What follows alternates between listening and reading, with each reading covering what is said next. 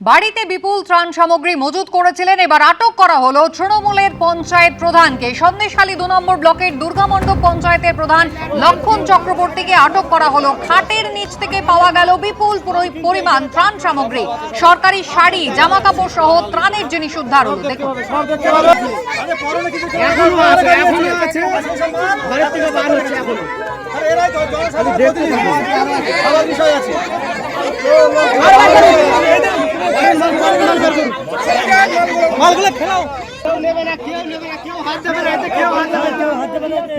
তৃণমূল নেতাদের অফিস থেকে ত্রাণ সামগ্রী উদ্ধার হচ্ছে। এত অপকর্মে তৃণমূল দলটাকেই পুরো ব্যান করে দেওয়া উচিত, দাবি করেছেন দিলীপ ঘোষ। টিএমসি পঞ্চায়েতদের অফিস, এমএলএদের অফিস, লোকাল লিডারদের অফিস, মন্ডল প্রেসিডেন্টের অফিস সার্চ হচ্ছে। আজীব আজীব জিনিস পাওয়া যাচ্ছে। 2 বছর, 3 বছর, 4 বছর আয়লার ত্রিপল থেকে বন্যার সময় হাঁড়ি কুঁড়ি দেওয়া হতো, সেসব জমা আছে। ব্যারেল ব্যারেল তেল জমা আছে। আমি জানি না এগুলো ফ্যাক্টরি ছিল, গোডাউন ছিল, কি পার্টি অফিস ছিল। আরও কত কি পাওয়া যাচ্ছে। সেই জন্য পার্টি অফিসে যারা পিঠে তৈরি করতে যেতেন, সে গল্প আমরা শুনেছি সন্দেশখালীর। সেখানকার লোক তার বদলা নিয়েছে। এই ধরনের অপকর্ম করার জন্য ওই পার্টির অফিস ছিল, সেজন্য পার্টিটাকে তো ক্যান্সেলই করে দেওয়া, ব্যান করে দেওয়া উচিত, প্রতীক ব্যান করে দেওয়া উচিত।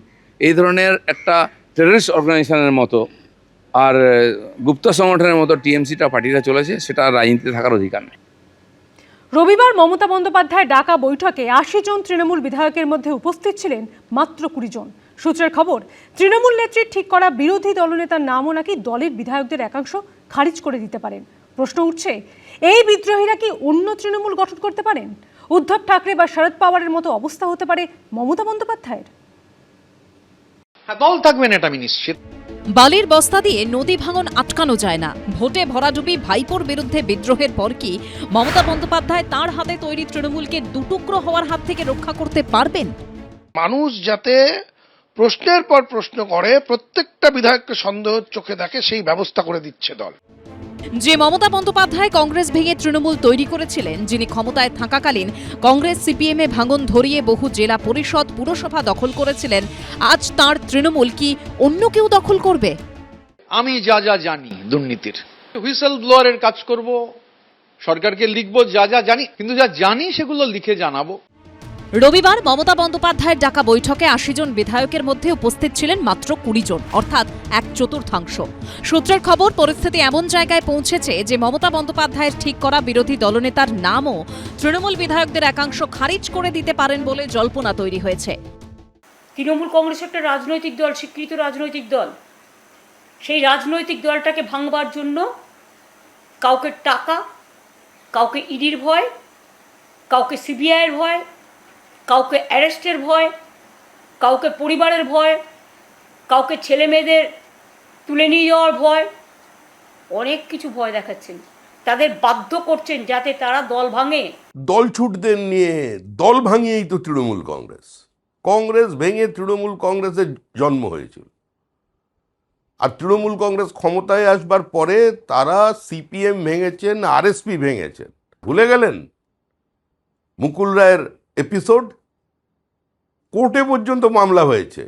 তো এইসব নিয়ে কোনো কথা বলার নৈতিক কিংবা রাজনৈতিক অধিকার অন্তত তৃণমূল কংগ্রেসের নেই। প্রশ্ন উঠছে, এই বিদ্রোহী বিধায়করা কি দল বেঁধে তৃণমূলের মধ্যেই অন্য তৃণমূল গঠন করতে পারেন? তারাই কি আসল তৃণমূল হয়ে উঠতে পারে? 80 নাম্বার অফ সিটস যে ওরা পেয়েছে, তার মধ্যে 53 নাম্বার অফ সিটস কিন্তু দরকার হবে, 2/3 মেজরিটি, মানে 2/3 একটা অঙ্কটা আসতে গেলে। তখন একটা দাবি আসতেই পারে যে তারাই তার মেজরিটি অপোজিশন পার্টি, তারাই মূল অপোজিশন হয়ে আসছে, এটা তখন দাবিটা আসতেই পারে। 53 জন আলাদা হয়ে হতে আসতে পারেন, তাহলে কিন্তু স্পিকার স্বীকৃতি তাদের দিতে পারেন। মহারাষ্ট্রে শিবসেনা তৈরি করেছিলেন বাল ঠাকরে। সেই শিবসেনাকে তার ছেলে উদ্ধব ঠাকরের হাত থেকে নিয়ে নিয়েছেন একনাথ শিন্ডে। কংগ্রেস থেকে বেরিয়ে এনসিপি তৈরি করেছিলেন শরদ পাওয়ার। এখন সেই এনসিপি সিনিয়র পাওয়ারের হাতছাড়া। একটা সময় অবিভক্ত অন্ধ্রপ্রদেশে রাজত্ব করতেন এনটি রামারাও। সেই টিডিপিও তার হাত থেকে নিয়ে নিয়েছিলেন তার জামাই চন্দ্রবাবু নাইডু। অর্থাৎ রাজনীতিতে অনেক কিছুই হয়। পশ্চিমবঙ্গেও কি এমন কিছু হতে পারে? উত্তর দেবে সময়। দীপক ঘোষ ও কৃষ্ণেন্দু অধিকারী রিপোর্ট, এবিপি আনন্দ। সোনারপুরের ঘটনা উল্লেখ করে এবং অসুস্থতার কারণ দেখিয়ে সোমবার দুপুরে সিআইডির মুখোমুখি হননি অভিষেক বন্দ্যোপাধ্যায়। 15 দিন সময় চেয়েছিলেন, কিন্তু বিকেলে তার কালীঘাটের বাড়িতে পৌঁছে গেল সিআইডি। ফের নোটিশ ধরানো হলো অভিষেক বন্দ্যোপাধ্যায়কে। আগামী সোমবার বেলা 12টায় ভবানী ভবনে তলব করা হয়েছে তৃণমূলের সর্বভারতীয় সাধারণ সম্পাদককে। বিধানসভার সই জালিয়াতি কাণ্ডে সোমবার সিআইডির কাছে হাজিরা এড়ালেন অভিষেক বন্দ্যোপাধ্যায়। এদিন বিকেলেই অভিষেক বন্দ্যোপাধ্যায়ের কালীঘাট রোডের বাড়িতে পৌঁছে গেল সিআইডি। আগামী সোমবার ফের ভবানী ভবনে অভিষেক বন্দ্যোপাধ্যায়কে হাজির হতে নির্দেশ দেওয়া হয়েছে। সিআইডি তদন্তকারী আধিকারিকদের টিম তারা কিন্তু এসে পৌঁছে অভিষেক বন্দ্যোপাধ্যায় কালীঘাট রোডের যে বাড়িতে অভিষেক বন্দ্যোপাধ্যায় রয়েছেন, একজন ফটোগ্রাফারকে নিয়ে আসা হয়েছে। বাড়ির চারপাশে কি পরিস্থিতি, সেই বিষয়টা ভিডিওগ্রাফি করছে। বিধানসভায় সই জালিয়াতি কাণ্ডের তদন্তে সোমবার অর্থাৎ 1 জুন অভিষেক বন্দ্যোপাধ্যায়কে ভবানী ভবনে হাজির হতে বলা হয়েছিল। তবে সোনারপুরের ঘটনা উল্লেখ করে ও অসুস্থতার কারণ দেখিয়ে 15 দিন সময় চেয়ে সিআইডিকে চিঠি দেন অভিষেক বন্দ্যোপাধ্যায়। সিআইডি একটা নোটিশ করে ওই আঞ্চলিক দলের সর্বভারতীয় সাধারণ সম্পাদককে, যে আপনি রেজুলেশনের বুক নিয়ে আজকে হাজির হবেন। আমাকে ডিজিপি বলছিলেন উনি টাইম চেয়েছেন। এরা এত বড় করাপ্টেড, এবং আমি সিআইডিকে বলেছি ভারতীয় ন্যায় সংহিতাতে ফৌজদারিতে যা যা আছে অ্যাকশন আমরা নেব। কারো অসুবিধা থাকলে, কেউ অসুস্থ থাকলে তাকে টাইম দেবেন কিনা আইও বা তার অর্গানাইজেশন ঠিক করবে। সোমবার বিকেল 5:50 নাগাদ ফের একটি নোটিশ দিতে অভিষেক বন্দ্যোপাধ্যায়ের কালীঘাট রোডের বাড়িতে পৌঁছে যায় সিআইডি।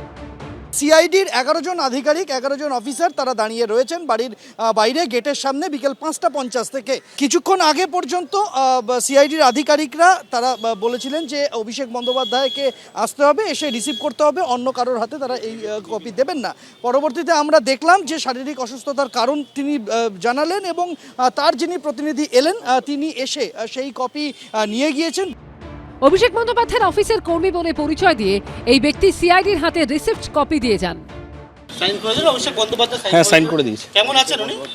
শরীর ভালো না, এমআরআই হয়নি, সিটি স্ক্যান হয়নি, বুকে এখনো চোট আছে, জানি না কি করবে। কালকে বলেছিল, ওনাদেরকে রিকোয়েস্ট করেছিল, কালকে এলে দাদা হয়তো নিজেই নিয়ে নিতে পারত, এখন তো টাইম দিলেন না। Thank you. হ্যাঁ, নিজে সাইন করে দিয়েছে। সিআইডি সূত্রে খবর, অভিষেক বন্দ্যোপাধ্যায়কে 15 দিনের সময় দিতে তারা নারাজ। আগামী 1 সপ্তাহ সময় দেওয়া হয়েছে। 8 জুন সোমবার দুপুর 12টায় ফের অভিষেক বন্দ্যোপাধ্যায়কে ভবানী ভবনে হাজির হতে নির্দেশ দেওয়া হয়েছে।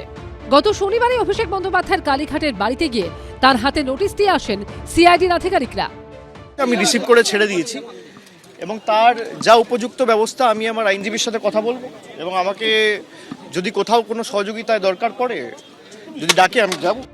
শনিবার সিআইডির নোটিশ রিসিভ করার পর নিহত তৃণমূল কর্মীর পরিবারের সঙ্গে দেখা করতে সোনারপুরের উদ্দেশ্যে রওনা দেন অভিষেক বন্দ্যোপাধ্যায়।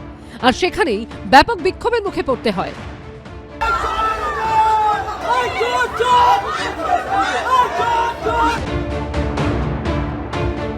কলকাতায় ফেরার পর প্রথমে অ্যাপোলো ও পরে বেলভিউ হাসপাতালে নিয়ে গেলেও কোথাওই ভর্তি হতে পারেননি অভিষেক।